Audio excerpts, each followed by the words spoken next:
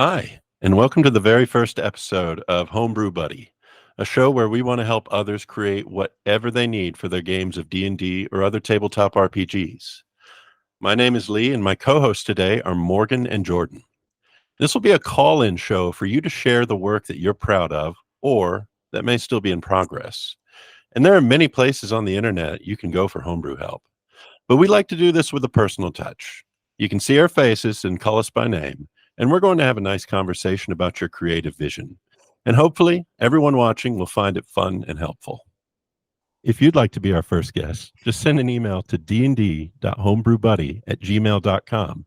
Tell us what you're working on, maybe send a rough draft, and we'll schedule a meeting with you to pre-record our show. And we do pre-record because we are not professionals, and we need to edit out all the long pauses and make this as seamless as possible. Now, today, I'll be the guest filling that role. I've made a few homebrew items, and my two co-hosts here are going to give me some feedback just to show you the format of the show and what you could experience if you'd like to join us here. And while I made a few magic items, we are up for anything that a tabletop DM has to create. We will help you with magic items, subclasses, mostly D&D 5e, because that's where our balancing expertise is. But we will help you with encounters, monsters, backstories. We will help you come up with bard NPCs and write songs and poems for them. We'll help you with your riddles, your traps, your puzzles, anything. We are down for it. We love to help. So without further ado, let's get straight to the items. Morgan issued me a challenge this week to transport some weapons from the video game Warframe over into D&D. If you're from Warframe YouTube and the algorithm got you here, stay. You might enjoy it. You might like D&D. You've enjoyed the fastest combat in video gaming so far. Why not try the slowest in real life? The first one I've created, shown here in D&D Beyond, is called the Lacera. And Morgan, when you were first doing some homebrew for your D&D group, you took a stab at this one too, didn't you? Yeah, this was definitely back at the beginning when I was much less knowledgeable. I couldn't really think of a way to make it work. It's a ridiculously iconic weapon from Warframe, and it would like break a lot of the D&D rules. So I tried kind of a hybrid approach here. Real quick, I'll read through it. This does pure lightning damage instead of slashing as a short sword, and that's true to the game as well. For some reason, the Lacera did lightning damage. You get a +1 bonus to attack and damage rolls made with it, and mainly it's just a short sword. But you have the bonus perk Whip Attack. If you're wielding this weapon without a shield and without anything in your offhand, you can use a bonus action to perform a thrown attack with the hooked whip that's attached to this weapon. Has a normal range of 15 feet and a long range of 30. If you hit somebody with that whip attack, it deals 1d4 plus your damage modifier, and it pulls the target 10 feet closer to you if it's large or smaller. Really similar to how it worked in the game with, I think it's with the heavy attack. I actually really like this one. I know it might seem kind of basic with the +1, but I feel like people jump to the powerful weapons really quickly. So I like to have a +1 fun weapon that you can give players rather than just like, oh, you have a sword +1. This one's interesting. I like it. And to be fair, this is a show where we're going to try and see things from your perspective and see your vision. A lot of homebrew tends to be overpowered, but if your game is a high-powered game, if your DMing style is something that can handle it, we're with you. We want to help you get the feel, the theme right, and balance to your standard. But yeah, for these, I tried to stay with like a D&D 5e Dungeon Master's Guide kind of weapon balance. Yeah, there's nothing wrong with like.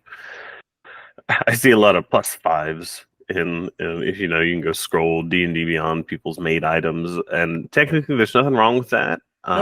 One of two things will happen. Either your players are going to be overpowered, which is fine if you want that, or you're going to have to homebrew monsters a lot because the manual's just not made for that. Somebody's going to bring up bounded accuracy at some point because you just can't miss with that. Yeah. I always lean more towards the overpowered. Sure. Like I like to give my players badass weapons, let them feel badass, and then I'm gonna hit them with twice as many enemies, or make it a lot harder on them. But it's still a lot more fun for them to play this cool weapon. Honestly, I'd almost worry for a rare weapon, just +1. I'm essentially reading this as, so it's just a normal +1 short sword, right? Mm-hmm. Or it can be essentially just a ranged 1d4 attack where it also come out like basically like Thorn Whip, right? But lightning, is that the? I looked up Thorn Whip to make sure I get the rules exactly right on this, like working just the same. It is 10 feet forced movement without a save, and this does require you having an empty offhand, giving up dual wielding, giving up shield, and I kind of liken it to the double-bladed scimitar. That's a weapon where you get to easily weaponize your bonus action without taking a feat. And this is a little bit weaker than that in terms of damage, a comparable +1 double-bladed scimitar, but it does have range to it and forced movement. So I thought it was just kind of like on par with that and made it interesting. Now, that is without making this a new weapon class like that would be. But if you wanted to make a very rare version of this, or even on this one, you could add another perk and just do some cool stuff. See, I was almost going to suggest the other. I almost think this is not as powerful as a rare. I would almost call this uncommon when thinking about just comparing to like Thorn Whip. A druid can have that real early, and it's just this ranged melee attack that pulls them towards. And I don't know. I think that might be higher than a 1d4, especially at higher levels. So I almost wonder if this, whether, keeping it at that rare status, which I think, a weapon this cool should be rare, maybe buffing it up a little bit. I definitely could. My thinking with comparing it to Thorn Whip is this does less damage because Thorn Whip actually scales. It's 1d6, then 2, 3, 4 d6 as you level up. That is stronger. This does let you add your strength dex to it and a +1, so you're adding like +6 to it. It's already equivalent to like the 11th level Thorn Whip. It doesn't really get surpassed until the 17th level, I think. My estimation, rough estimation. And this is a bonus action that still allows you to multi-attack with the short sword. So I do think it is a strong combo. And you're right. Nothing really sets this too far apart from like a uncommon +1 double-bladed scimitar that lets you do a lot of the same stuff with a slightly bit more damage even. You get more flavor from it, and I think it really does help weaponize your bonus action, which a lot of classes don't always have something to do, especially since this would allow you to do it every single turn if that's what you wanted. It's true. I do like the versatility here. You could pick up shield if you don't care about doing whip attack, and it's a +1 short sword, but then it is kind of weaker than rare. So is the whip pull, is that force? Because I can almost see a situation where, especially if this is demanding nothing be held in the offhand. So like if I'm playing this as a character, I'm going to take my short sword attack, and then I'm going to throw this whip out as my bonus action to get that double hit. But what if I don't want to pull the enemy closer to me? I was just going to say, should we focus on the wording of that last sentence there? On a hit, the whip deals damage and pulls closer to you. No can. Pulls the target up to 10 feet. I normally read that as like 0 is up to 10. Okay, yeah. I mean, and if you can use it to hit somebody right next to you, I could clarify that it's a normal melee attack if they're in melee range. So you don't have to roll it like it's the same roll for thrown though. So it doesn't really matter. But I could clarify the language there. Language clarity is going to be important in a lot of things that we that was one question I had about the thrown mechanic here, as opposed to just making it like Thorn Whip, a ranged attack. Because thrown to me suggests the weapon's gone. It's no longer in my hand. So when I first read that, I read it as that I'm throwing the weapon and it's no longer. That's a good. you're throwing a hook that is on the end of a whip, so you are pulling it back. Oh, I guess. Sorry, I feel like that takes knowledge of Warframe to know. Yeah, just So yeah. I was gonna say it made sense to you and I because we know the weapon. yeah.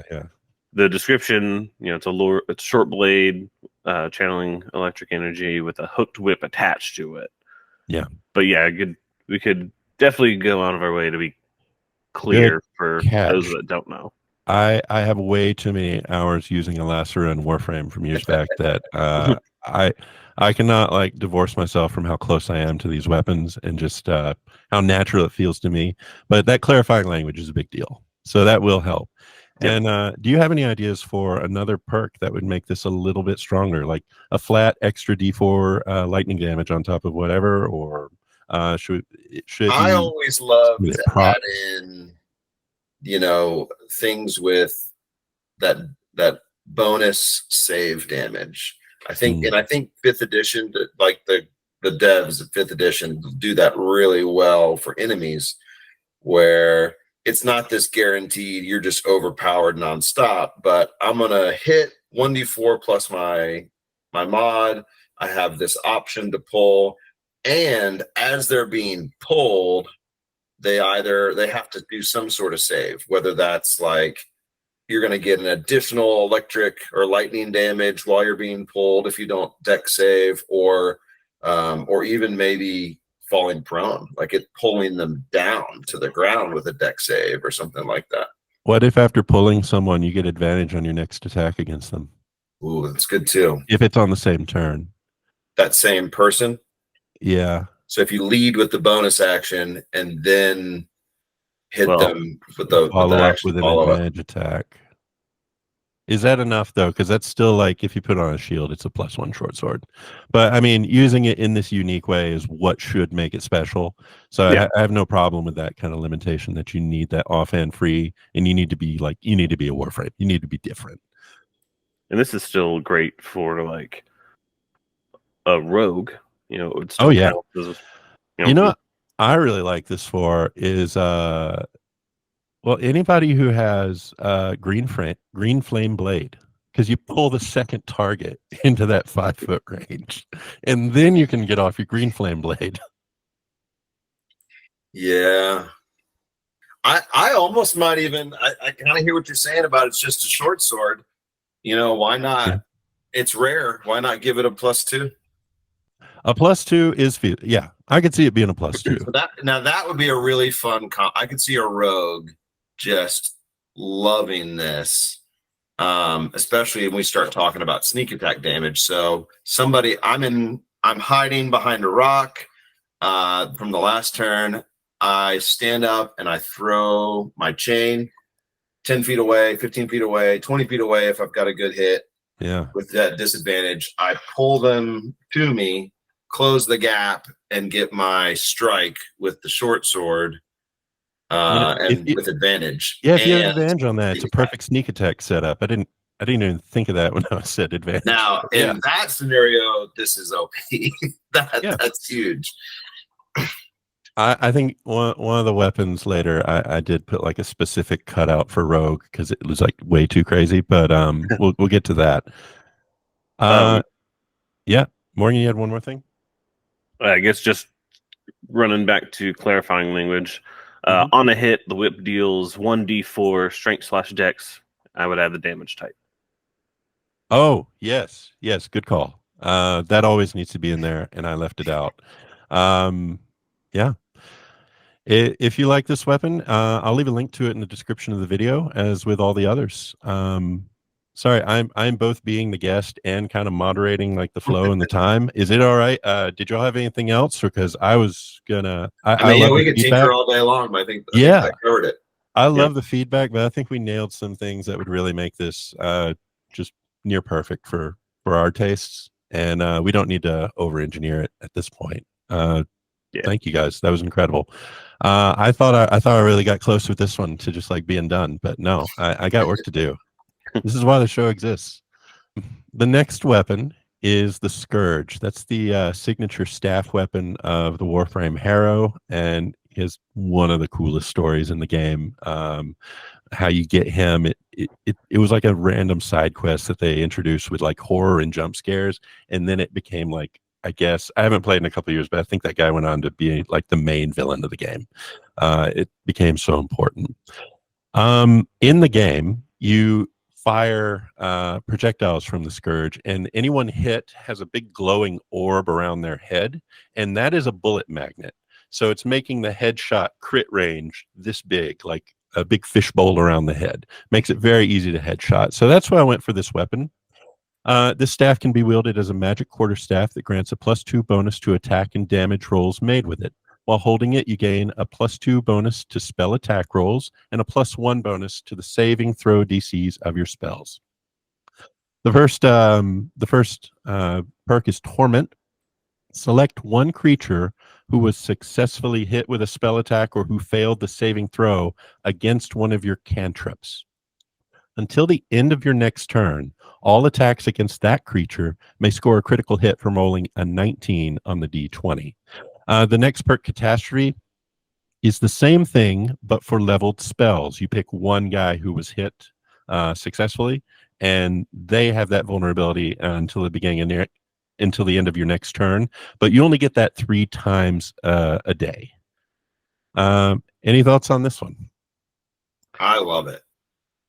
But then, this is me. I don't know if this is going to be a theme for this show. More power. I think it needs more power. You think it needs more power? I mean, just running pure numbers, going from 5% to 10% with a very rare staff. Even with the whole team getting a shot on it, I need more. I need more than that. I like to put it the other way. It's going from a 95% unlikely to a 90% not going to happen. And like, if you tell me 90% chance it's not going to happen, I'm doing something else. I'm not using that. Well, hitting people is like passive. That just happens, and if you're doubling the chance of crits, that's good, right? See, I think kind of the opposite, because I'm seeing this held by a caster, whether they use the +2 to attack and damage rolls, whatever, because they've got a +2 to spell attacks and +1 to their saving throw DC, and that Torment is unlimited. Costs them nothing. There's no reason you wouldn't use it every single time. Wizards and sorcerers are not going to want a cantrip on clerics as well. It's a warlock staff first and foremost, because they will cantrip almost every turn. Yeah. I put in the Catastrophe perk. My sorcerer loves Firebolt. He is addicted to Firebolt, and he has a real enunciation problem, so we have to be very careful. Did you say Firebolt or Fireball? Firebolt.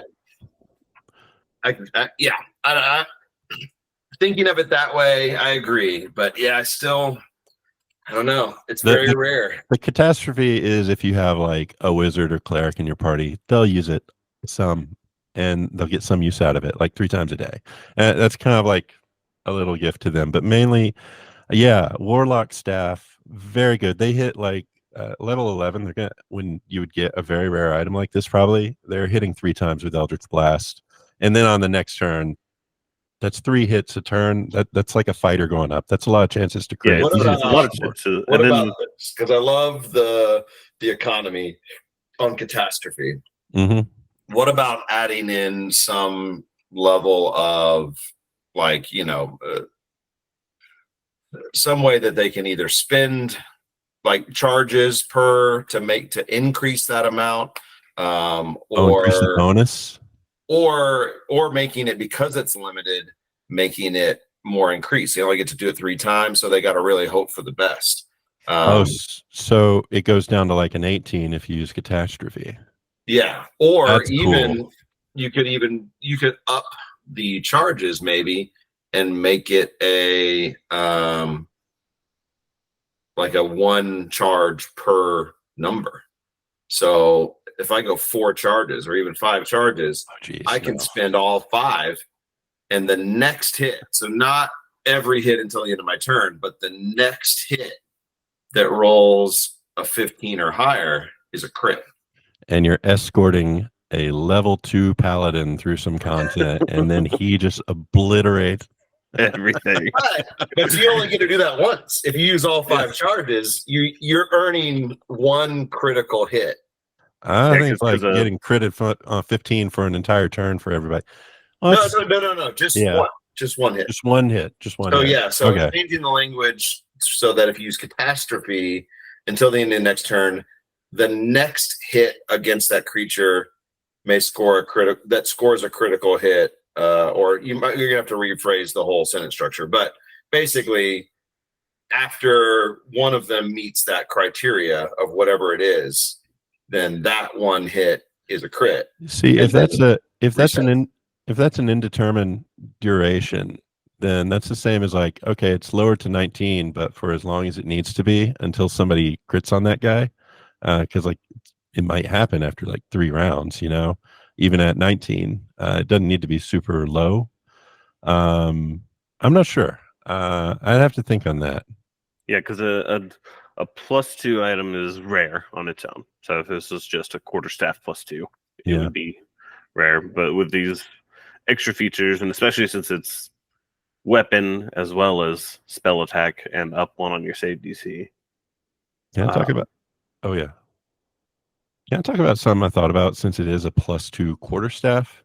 Is Ranger with the Druidic Warrior Fighting style getting Shillelagh, or and then like Polearm Master have this with a shield and a bonus action attack, or Eldritch Knight, especially the one coming up in 1 D&D. I say Shillelagh, the new Shillelagh you got buffed pretty Yeah, hard. Shillelagh's gonna be cool, and then like an Eldritch Knight who could weave in like booming blades with this between normal attacks.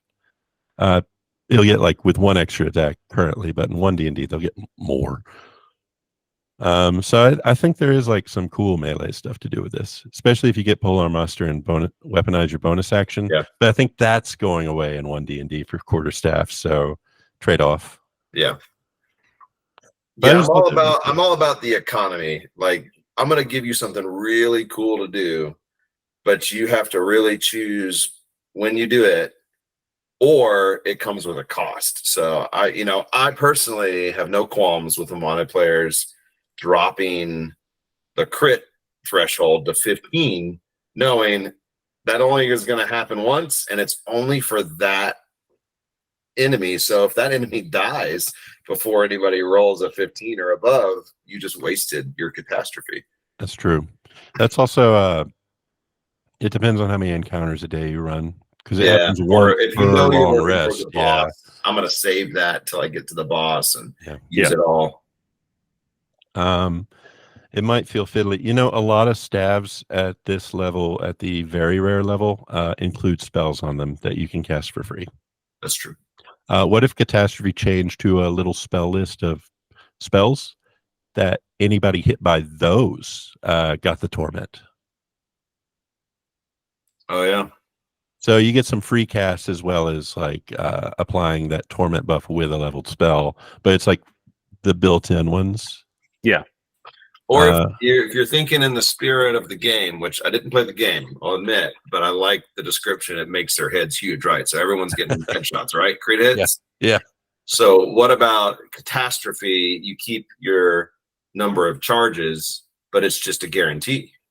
So when I cast Catastrophe, I'm gonna do whatever my spell, but the next person who hits him, it's an automatic crit. So next 1-hit crits.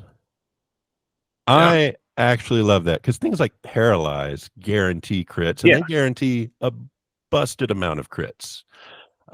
This would have to be very strategic, because you're like setting up specifically your rogue or your paladin or your ranger.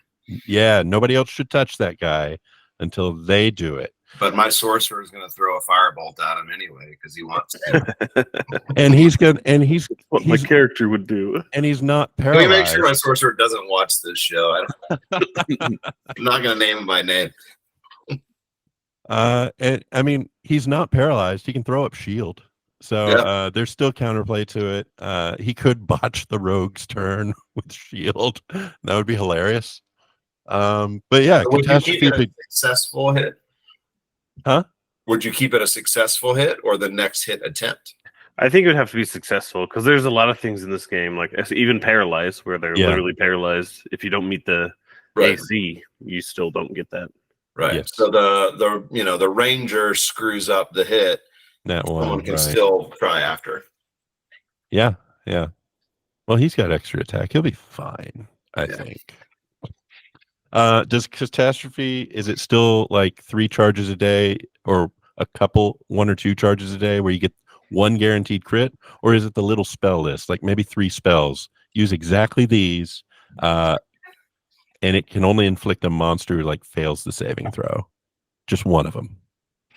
I kind of like the automatic crit 3 times a day, but that's just thinking about your description from the game. It'd still be that way, but with like the specific spell list, like casting one of these once a day. Do you want to tie that in?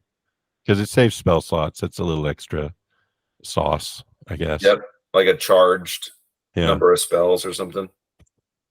It lets you cast Disintegrate, and then somebody can crit a little pile of dust. Carry an appropriate cantrip that casters using this staff probably aren't going to have. Something like from the Druid list or the Bard list or something. Yeah, that's a good idea. We keep talking about Catastrophe. I'm still focused on Torment. Unlimited, increase that crit from 19 to 20 all day. On 1 guy per round, yeah. Still, I mean, most of your fights towards the end, you're going to wipe out the minions in 2 to 3 rounds, even for a big battle. Yeah. No. And then it's just going to focus fire on I think you're still rolling a 90% fail rate on that. But it gives it to your whole team for the round. Right. So I mean, you got a fighter you up got there. One strong enemy. That's definitely going to encourage this player to go after the captain. So then everybody fire at him right now in this round. And I like that. Well, I mean, it's a little. I like crits. I'm not ashamed of that. But like they're really poorly on the crit. They're really only strong for people with handfuls of dice, and not all things that are strong are stronger as a crit. Like Great Weapon Meister, if you have your pole arm, you get like D10, and you get Great Weapon Master. If you crit with that, it's another D10. It's not much. Yeah, and this isn't going to benefit all. No, yeah. Unless you homebrew your saves, which we do. Your bard is out of luck because he has no spell attacks. The bard could be the one applying this, that would be fun. So we homebrew our saves, and I don't think I'm alone in this. I don't think we came up with anything magical. But if you crit on a save, you avoid all damage no matter what. If you crit fail on a save, you're taking double damage. Or it's a double roll, like as if a crit hit. Okay, that's an okay house rule. But I play it both sides. Yeah. So I think it's happened just as many times to enemies, if not more, than my players. It's fun. I think I've got some good notes on this one, and it's definitely getting another draft. And thank you for that. Do y'all feel like anything else on this one?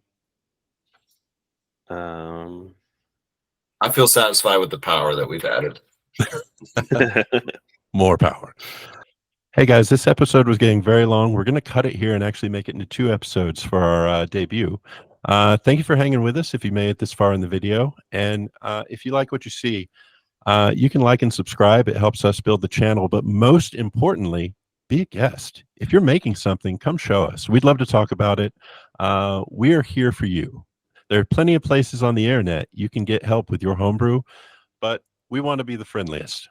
So again, check us out and keep watching. Thank you so much.